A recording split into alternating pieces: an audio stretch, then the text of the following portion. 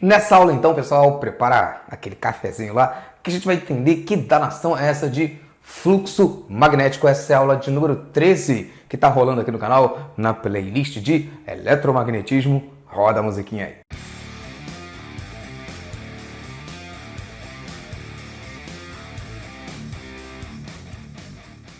Fala pessoal, tudo beleza? Eu espero que todos estejam bem e sejam muito bem-vindos. Professor Davi na área. Nesse vídeo então, professor, fluxo do campo magnético. Isso. Você que está assistindo aí pela plataforma ou pelo YouTube, tá legal? Vem pra cá, larga tudo aí, olha pra cá. Davi, cara, você tem uma plataforma? Tenho sim. Eu deixo aqui embaixo na descrição o link. Confere lá. Vê se eu tenho aquele curso que você precisa, tá bom? Bem, o fluxo magnético, pessoal, ele tem um contexto muito importante. Talvez a coisa mais importante da aula de hoje seja, é claro que eu vou fazer uns exemplos com vocês, vamos fazer alguns cálculos básicos aqui, mas a coisa mais importante, na minha opinião, na aula de hoje, não são os cálculos, velho. Não, né, pessoal? Não. A coisa mais importante da aula de hoje, pessoal, na minha opinião, é o contexto histórico, tá? Que eu tenho que falar, que eu vou passar para vocês e no que isso mudou a humanidade para sempre, beleza? Vamos lá, é a coisa mais bonita da aula de hoje. Bom, a produção de corrente elétrica por campos magnéticos é denominada indução magnética. Então, a gente vai ver, a partir de agora, um fenômeno chamado indução magnética. A gente viu nas aulas anteriores que quando a gente tem um fio, né, e esse fio é percorrido por uma corrente elétrica, aí a gente, né, caracteriza, usa a regra da mão direita. Os físicos estavam doidos com essa novidade, né, de eletromagnetismo, de juntar a eletricidade com o magnetismo, através do experimento de Ørsted, descobrir ali, poxa, cara, nossa, não é que tem um campo magnético, como se fosse um ímã, né, em volta do fio, quando passa a corrente elétrica por ele. Então a gente começou com um ímã reto, né, retilíneo, longo e tal. Depois a gente dobrou esse fio, né, fez um círculo, né, professor? Isso.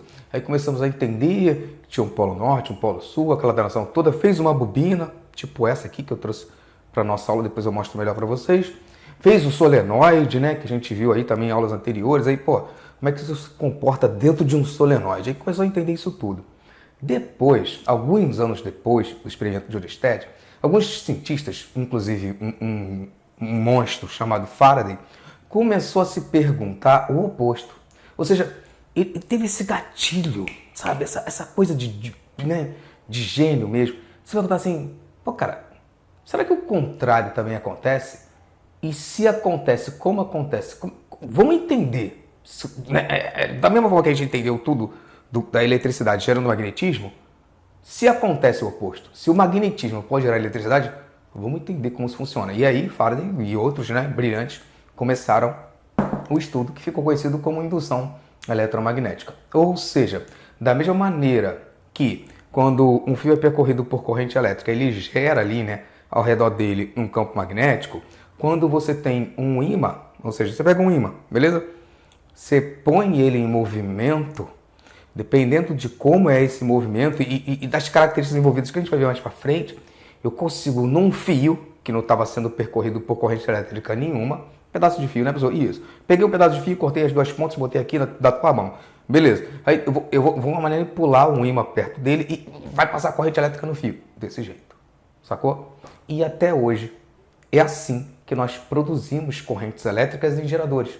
Numa Itaipu, por exemplo, numa usina hidrelétrica, sabe? Você tem ali a geração de energia elétrica através da queda d'água e essa queda d'água vai parar em algum momento numa turbina em que vai ter acoplado a essa turbina um gerador de eletricidade que vai funcionar assim. Vai colocar um ímã em movimento. Esse movimento desse ímã ali nas hélices, tá? O movimento dessa coisa vai fazer com que a gente produza em alguns fios correntes elétricas e a gente sai distribuindo isso, tá? Né? Acabei de lembrar também, distribuir isso para a população, né? Acabei de lembrar também que a gente faz isso nos cataventos também, né? Em locais que tem vento constante um ano todo, a gente consegue fazer isso através da energia eólica, né? A gente pega a energia dos ventos, bota os cataventos ali para gerar, manipula os ímãs que estão ali para gerar corrente elétrica para nós, tá legal? Bom, e assim a gente muda o mundo para sempre, né? Ficou aí. Depois disso, o mundo nunca mais foi o mesmo. Depois que a gente descobriu que não precisava de uma pilha para gerar eletricidade, que não era só através de energia química, né, nas pilhas, nas baterias, que a gente gerava eletricidade, que a gente poderia aproveitar o que a natureza nos dá e através de ímãs gerar eletricidade. Ih, meu, aí foi a farra. E a criatividade do ser humano é maravilhosa nesse sentido. Então vamos lá. Nessa aula de hoje a gente vai entender o tal de fluxo magnético. É comum, é normal, alguns autores, além de chamar de fluxo magnético, chamar de fluxo do vetor indução magnética, porque o nosso Bzinho pode receber esse nome, né? Ou fluxo concatenado, né, professor? Isso aqui é mais para alguns autores assim mais rebuscados, tá legal? Então, fluxo do vetor indução magnética ou fluxo do campo magnético está falando a mesma coisa, tá bom? Vamos lá. Então, essa produção é denominada indução eletromagnética. E o que é o fluxo? O fluxo, moçada, são essas linhas aqui. Essa ideia não é minha, não. Essa ideia foi proposta por Faraday, sabe? Ele olhou assim, pô, para ficar mais fácil de entender esse negócio aí, o que vocês acham, né? Propôs para a comunidade científica. O que vocês acham da gente associar, né? Fazer uma analogia entre o fluxo magnético e as linhas de indução que a gente já representa para o vetor de indução magnética. E assim todo mundo concordou, ficou fácil de entender e é maravilhoso até hoje. Então, basicamente é o seguinte, você tem aqui um campo magnético paralelo, né, professor? Isso, uniforme. Tá legal, pessoal. Como se eu tivesse aqui um polo norte, né, de um ímã. Pensa que você tem aqui um barro, né, um ímã, assim, polo norte, isso. E desse lado aqui o polo sul. Aí você cria ali um campo magnético, né, aproximadamente uniforme ali no meio, né? Tudo aqui como tá mostrado dessa figura aí. Beleza. Como essa minha figura aqui não tá com nada, eu trouxe essa bobina aqui, que é para vocês entenderem direitinho o que eu quis representar aqui no quadro, tá? Então não repara na minha figura não. Aqui eu tenho uma bobina que há muito tempo atrás eu tirei de um computador velho lá que eu tinha. O monitor de um computador velho lá que eu tinha e eu uso hoje em dia para fazer alguns experimentos. Então vocês vão ver aqui que tem um fio aqui, tá? Isolado, esmaltado, né? Isso, que dá muitas voltas aqui e forma a nossa bobina chata, tá legal? Circular. Pronto. Então, eu preciso, tá? Manipular essa bobina aqui, né? Da forma, dependendo de como eu manipulo essa bobina e da intensidade desse campo aqui, isso vai alterar o tal do meu fluxo. Então, o meu fluxo, ele está ligado com esse número de linhas aqui, a quantidade de linhas que eu tenho ali. Ele está ligado com a área com que ele vai atravessar, né, professor? Isso. E o número de linhas que vão passar por aqui por dentro. Pronto. Acho que a melhor forma que eu tenho para explicar isso aí seria essa, assim, para vocês entenderem assim, abre a mente. Então, vamos lá. No exemplo 1, eu coloquei aqui a nossa bobina, que está aqui na minha mão, dentro desse campo magnético. Perfeito, professor. E o que você quer? Eu quero, pessoal, calcular o fluxo. Para eu calcular o fluxo magnético, eu tenho que fazer com que essas linhas aqui passem por dentro dessa bobina. Tem que passar aqui dentro, professor? Tem que passar aqui dentro. Quanto mais linhas passam aqui dentro, maior é o fluxo.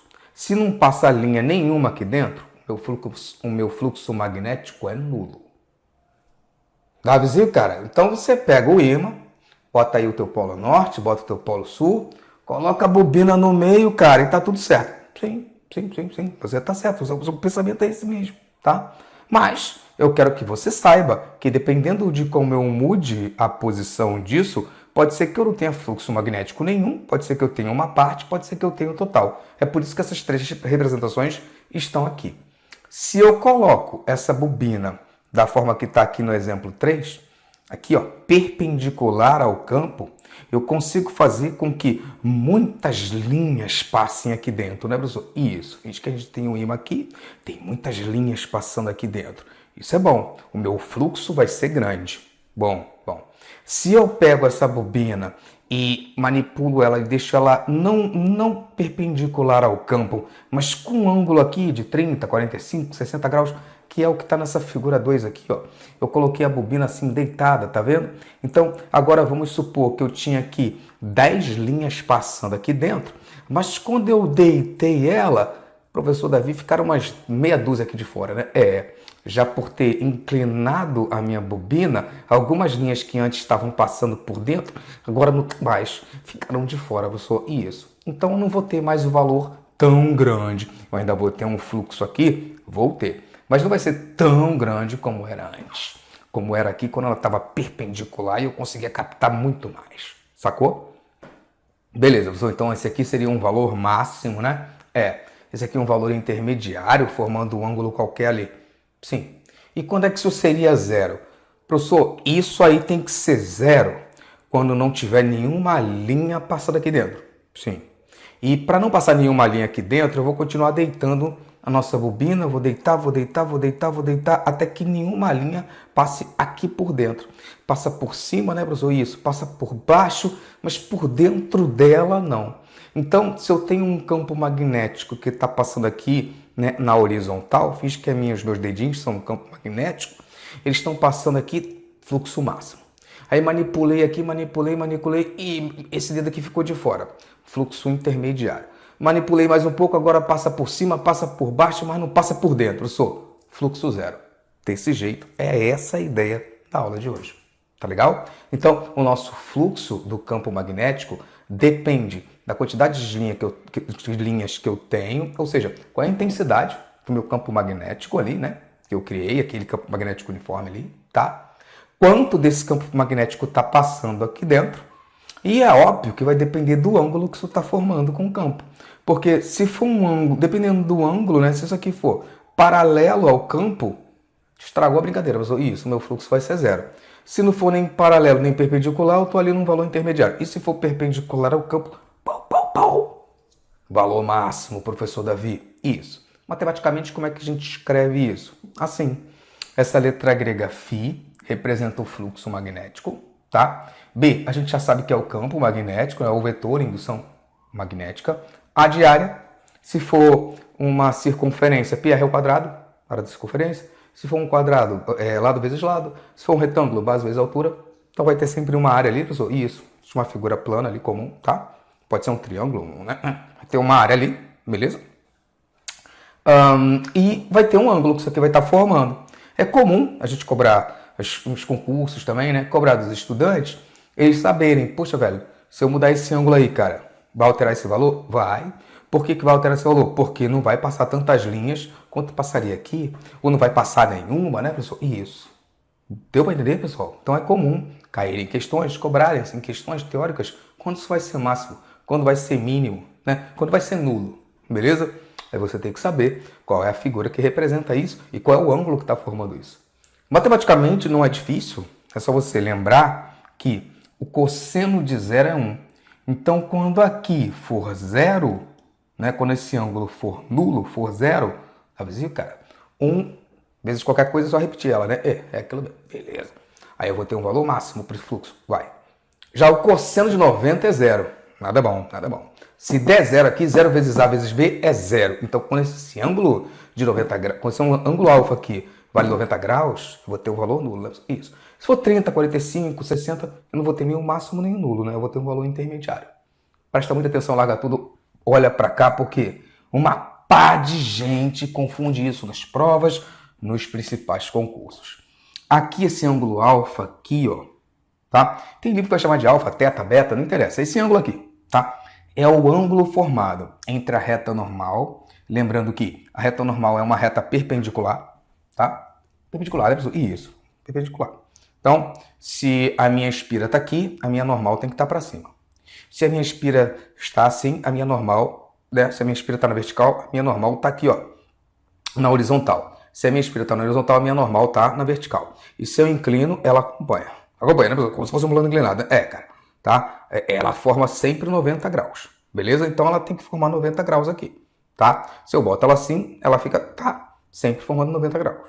Então, esse ângulo aqui, alfa, é o ângulo formado entre a minha reta normal. Então, tu imagina que tem uma reta normal aqui, tá? E o meu B. Então, eu tenho que sempre olhar para a reta normal e para o B. Para a reta normal, vejo qual é o ângulo ali, beleza? É este valor que eu vou botar aqui, sim, beleza? Por que eu estou falando isso? Porque às vezes, vocês vão ver aí numa questão ou no outro, num exemplo que eu vou colocar para vocês, nem sempre a banca te dá o ângulo formado entre a normal e o ângulo e o vetor B. Às vezes ela te dá um outro ângulo aí você tem que ir chegando nele para colocar o valor direitinho ali, tá? Então veja, quando aqui vale 90 graus, não é o primeiro caso? Ih, rapaz, bateu, né, professor? Bateu. Quando aqui vale 90 graus, cosseno de 90 é zero. 0 vezes A, 0 vezes A, zero. Fluxo, mas não é zero. Aqui, 90 graus. Tá vizinho, cara? Ele tá paralelo, né, velho? Ao campo magnético. Não passa nada por dentro dele. Não, isso aqui não faz curva, cara. Porque o campo magnético é uniforme.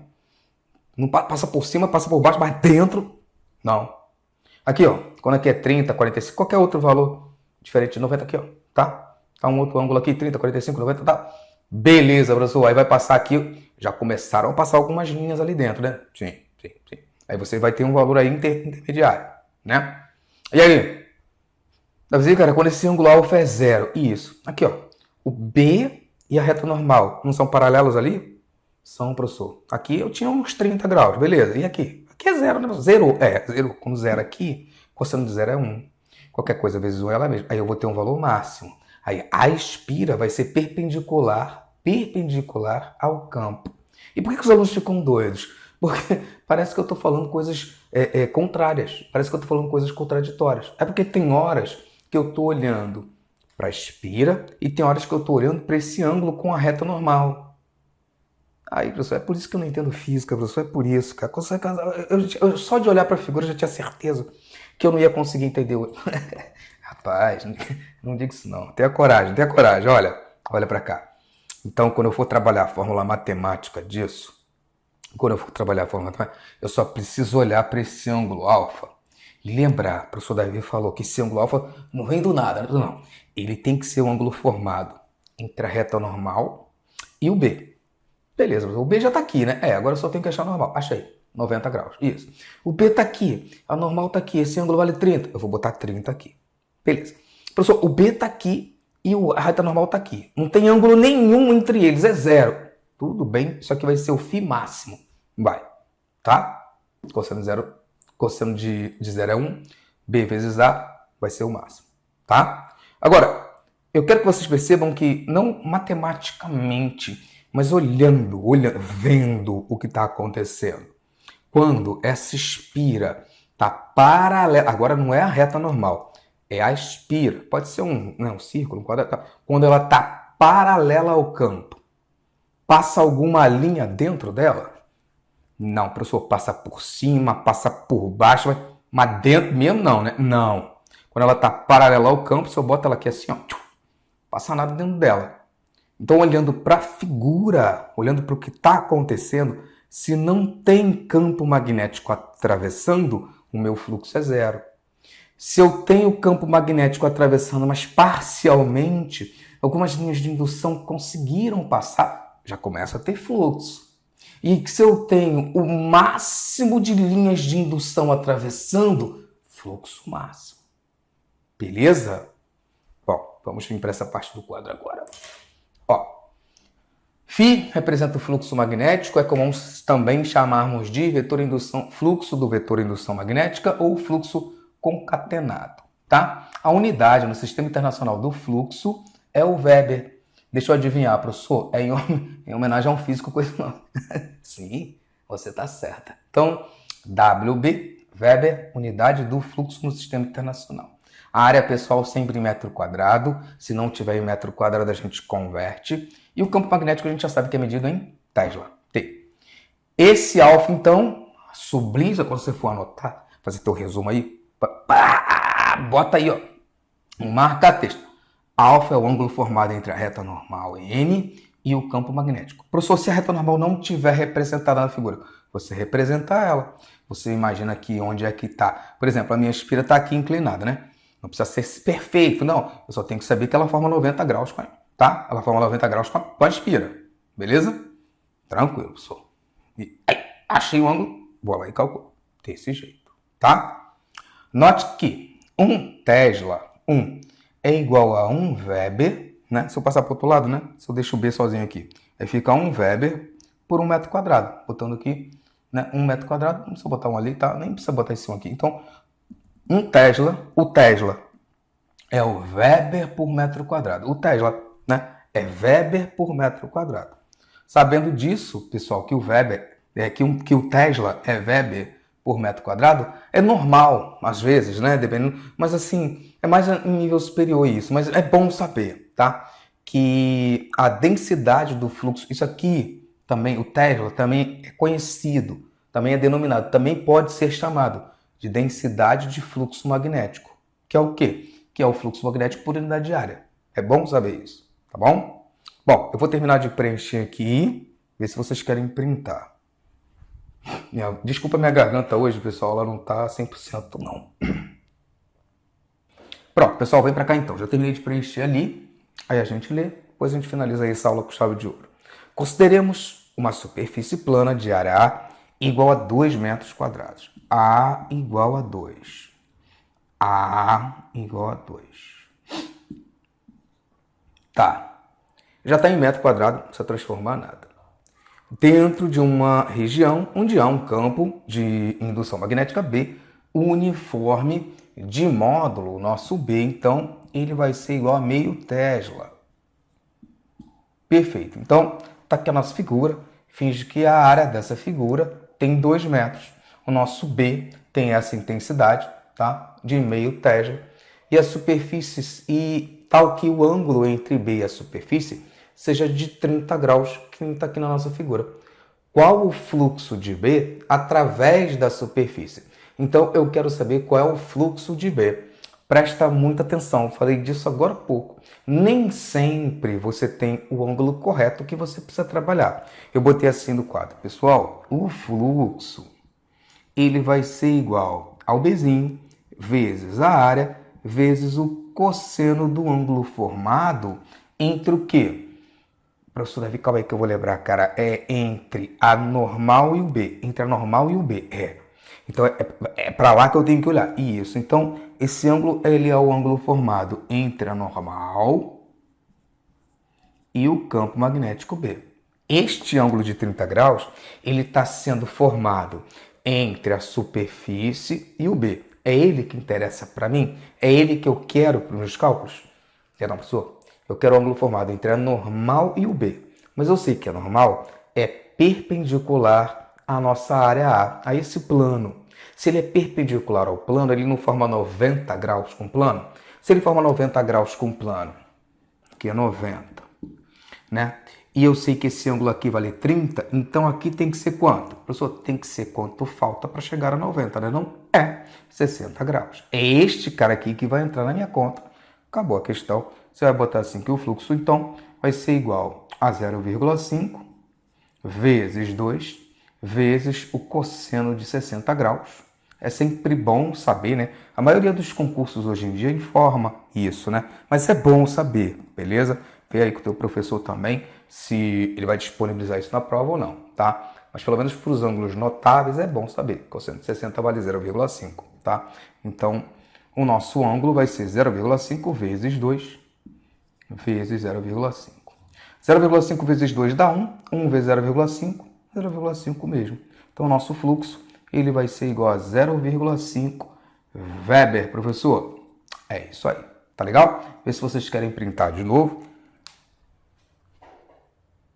Perfeito, gente? Que eu volto para cá, então, para finalizar essa aula, me despedir de vocês. Deixa o like no vídeo. Você que está assistindo aí pelo YouTube. Para a galera que está na plataforma, o PDF já com o resumo da aula já está aí prontinho e exercícios para a gente praticar, exercícios de aplicação. Até mais. Tchau, tchau.